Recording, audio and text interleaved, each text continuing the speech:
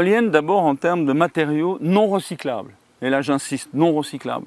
Donc ça veut dire que c'est des choses qui sont consommées et qui ne sont pas renouvelables. Une éolienne, c'est 90 tonnes de composite, c'est-à-dire essentiellement du carbone, qui en plus de ça, quand on veut le détruire, va engendrer non seulement du CO2, mais des particules fines épouvantablement nocives. Donc voilà, 90 tonnes par éolienne.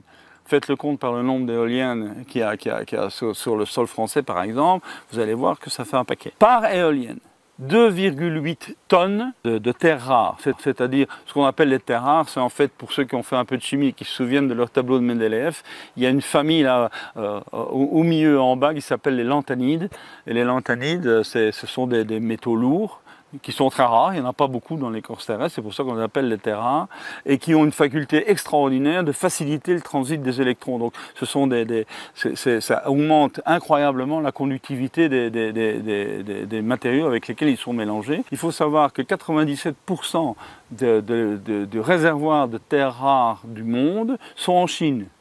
Et que la Chine a déjà fait valoir de nombreuses fois l'argument en disant « arrêtez de nous embêter sur les droits de l'homme, sinon on coupe le robinet et toute votre industrie numérique s'arrête ». Il y a de quoi réfléchir quand même. Dans une éolienne, il y a 400 litres d'huile. 400 litres d'huile, donc ça veut dire que tout le monde a fait un jour brûler un peu d'huile quelque part, et il suffit d'une étincelle mal placée pour que ce truc se mette à flamber, mais comme pour rigoler, c'est une friteuse ce truc.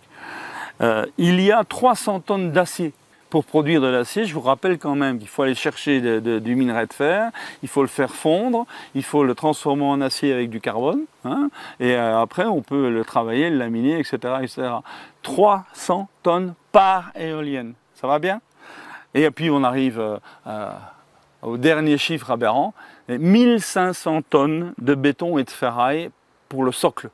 Forcément, vous imaginez un truc qui fait 200 mètres ou 300 mètres de haut, dans lequel le vent souffle, il faut quelque part un contrepoids dans le bas, ça c'est du béton et c'est de la ferraille, c'est 1500 tonnes.